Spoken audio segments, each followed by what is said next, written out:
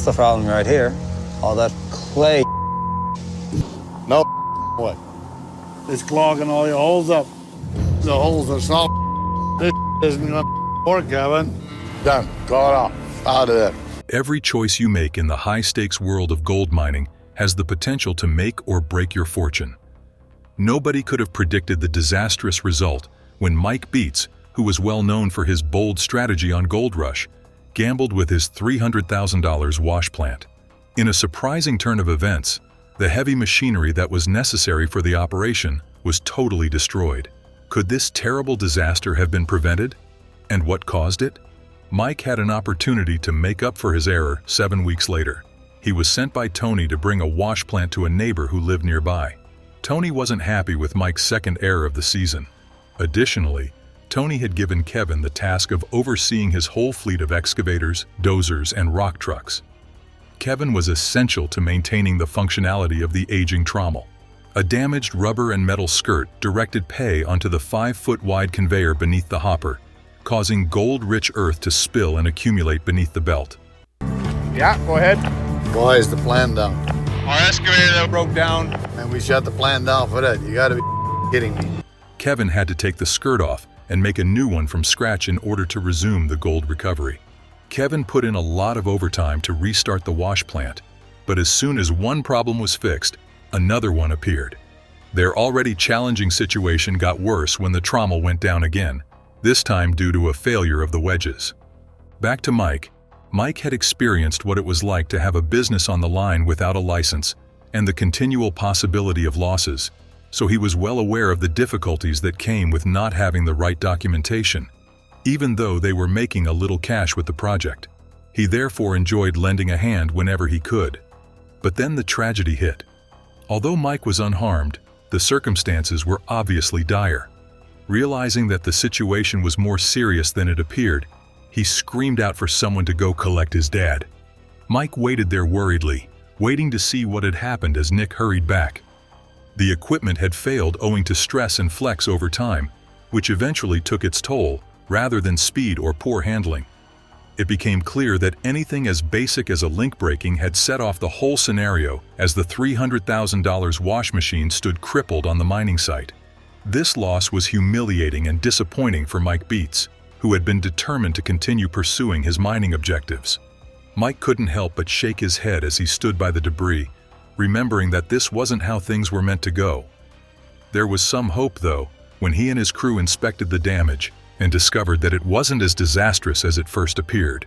There may yet be an opportunity to turn things around with the correct strategy. There was relief that the landing could have gone considerably worse, even though the equipment failure was disappointing.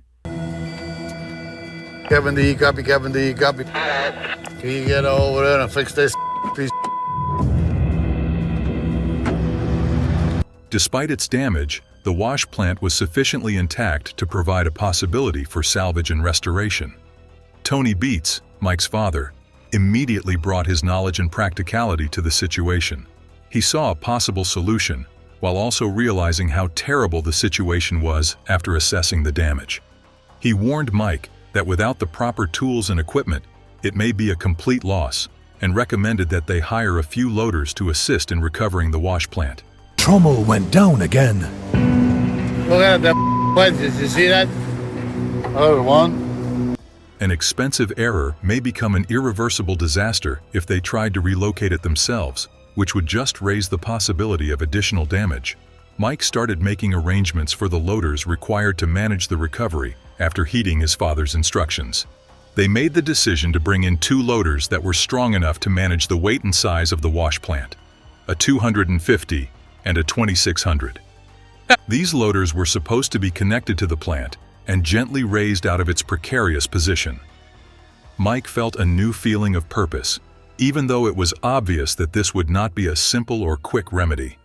With the correct resources and a determined effort, they might be able to turn things around. What had begun as a simple, quick task had turned into a significant hardship. The stakes were high, and the costs had already risen. Any more mistakes could transform a challenging setback into a complete loss. Mike and his group began working with the loaders, aware that every move required care and accuracy. Tension was evident on the job site as the loaders slowly raised the wash plant. Every hand was prepared to make adjustments in case something went wrong, and every eye was on the apparatus. Their ability and courage would be put to the test as they attempted to save the wash plant and carry on with their mining operations. Mike considered the lessons he had learned as the operation went on. Small problems like a loose chain could cause huge setbacks in the high-stakes world of gold mining. It served as a sobering reminder that they would ultimately be kept afloat by patience, planning, and attention to detail, even while ambition and speed could help them get ahead. The 4-hour task would now take at least twice as long, which infuriated Mike.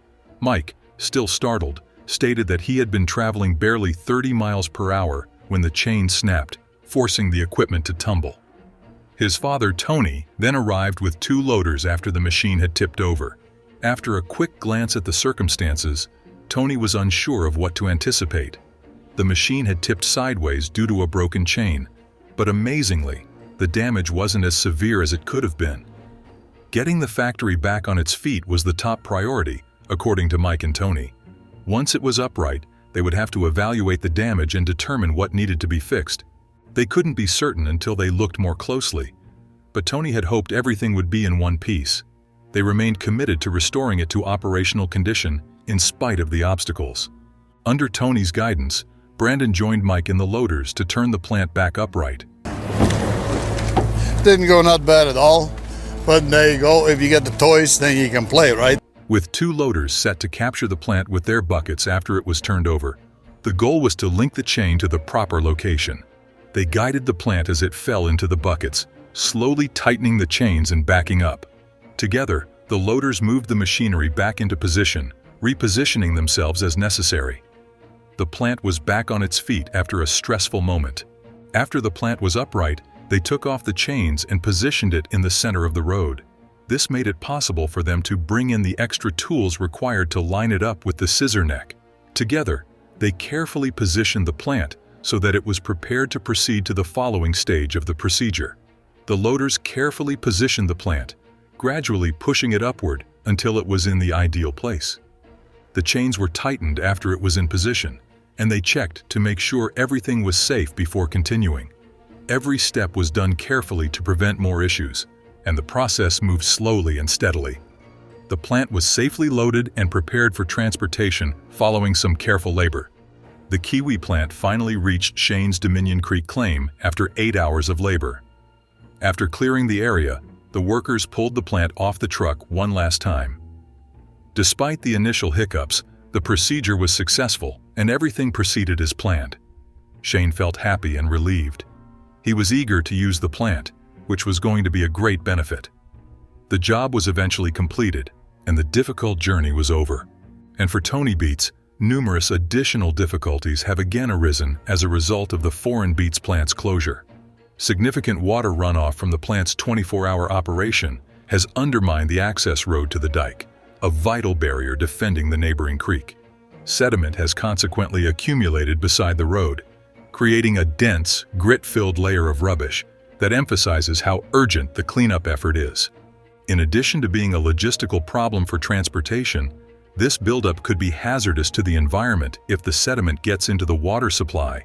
The crew evaluates the site and notes that runoff from the slope has started to damage the road, leaving it susceptible to additional harm if not properly controlled.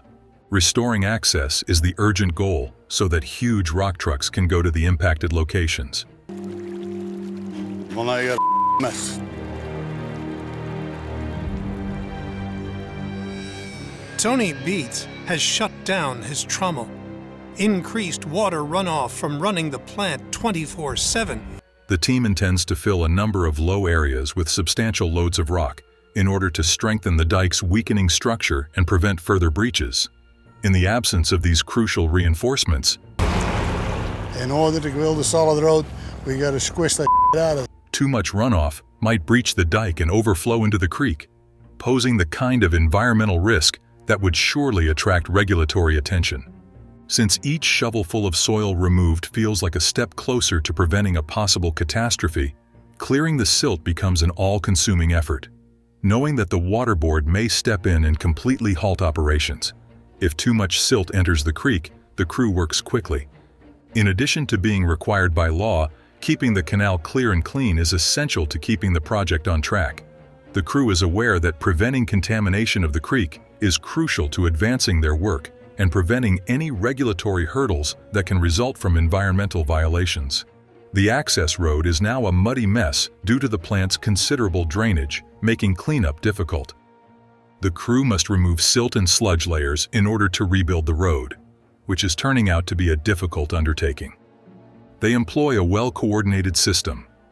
Mike puts forth endless effort to force the watery sludge back into the adjacent settling pond as each rock truck pulls up to dump loads of overburden. This procedure strengthens the road for the vehicles and stops more erosion. The crew starts filling the damaged road with tons of solid material once the wet mud has been removed. Mike carefully guides the trucks to ensure that every layer of material is deposited exactly where it is needed, giving Megan instructions on where to dump her load.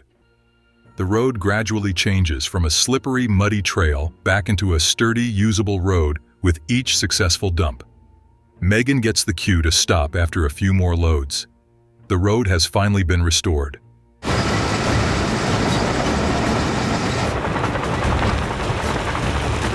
The access road is completely restored after 10 hours of uninterrupted labor. Now that the road is open, Tony's rock trucks can start moving supplies again, enabling the crew to keep constructing the necessary dikes that shield the site from any water invasions. Mike Beets again comes up against a significant obstacle on the rocky road to Indian River. Near the top of Hunker Summit, on a steep, wet ascent, his 15-ton lorry has lost traction. He soon discovers he's in a difficult situation as his truck starts to slip sideways and he can't gain a firm hold on the muddy road.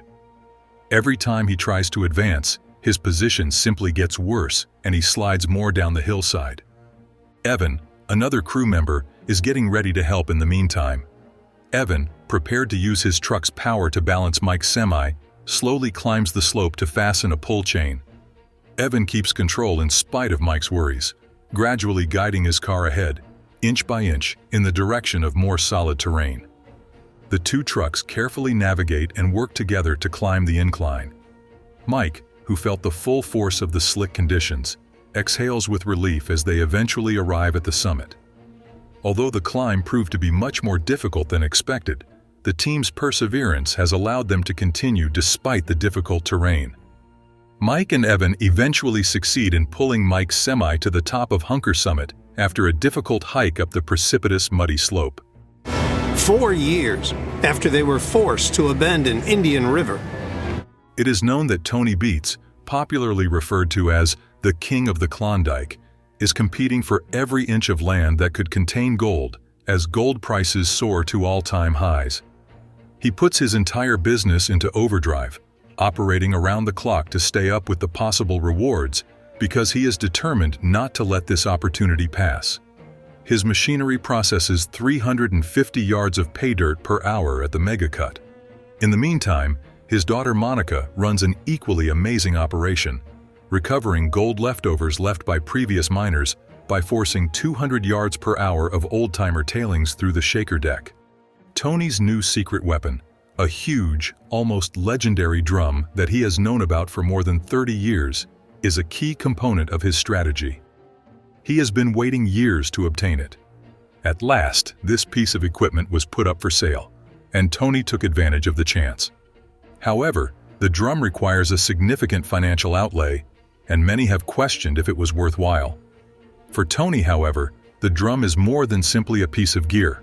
It's a necessary first step toward becoming more productive. The 10-ton frame of this new acquisition needs to be transported to Paradise Hill by Tony's son, Mike. It has been a difficult and time-consuming task to disassemble, move, and reassemble the machine. Mike and the group are now working to make sure Tony's investment will be profitable and the machine is working. If all goes as planned, they would be able to process 150 yards each hour with just 2 excavators thanks to the drum, which would greatly simplify their setup. The Beets family, motivated by a common desire to fully capitalize on the advantageous market conditions, epitomizes the high-risk, high-reward nature of gold mining as they labor against the clock. Although there is a lot on the line, Tony and his group stand to gain greatly. And I only use 2 excavators and I just drive it down the cut. It'd be very cheap to operate. Tony Beets plans to use a piece of equipment he has extensively invested in, a huge trommel that he paid $400,000 for to reduce expenses and boost productivity. However, this piece of equipment hasn't been in use for almost 30 years. Tony is under extreme pressure to get it up and running fast in order to reach his season goal of 3,000 ounces of gold and make the investment profitable, as the Yukon season is short and only has 2 months left. Mike and the others set up the trommel at the cut and then start putting the machine together. Unlike other trommels, this one can be readily moved from one pay zone to another because it has its own wheels and engine. Gold-rich material will flow onto a conveyor while trash tailings are disposed of after pay dirt is fed straight into the drum and sorted. Tony's team can move throughout the cut with efficiency and maximum productivity thanks to this system. Mike goes to Moose Creek to pick up the conveyor, the last component required for the trommel. The system as a whole can be operational after it has been secured. But disaster comes as Mike is ready to load the conveyor. His truck is on fire when he parks it with the intention of taking a ferry over the river. Mike's squad is only able to observe as the truck is consumed by the rapidly spreading flames.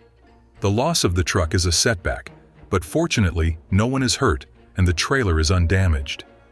The sudden fire serves as a reminder of the numerous difficulties the Beets family encounters in the harsh Yukon environment. Tony and his group are not dismayed by this setback. They are still committed to making the trommel a reality and moving forward in order to meet their challenging gold output goal. They persevere despite the challenges they face, since the season is brief and every second matters. We were gonna bring it across, but I saw it was busy, so I decided to park it over here. The Beets family meets at Paradise Hill for their weekly gold weigh-in. Mike recently lost a lot of money when his truck burned down, but he has a realistic attitude and tells himself that it's pointless to obsess about it. As a slight comfort after the fire, he joked with the group about saving pieces for future repairs. Monica, Tony's daughter, is the first to share her shaker deck results as they focus on the gold weigh-in. Old-timer tailings, a less expensive but less effective source of pay dirt, has been processed by the deck.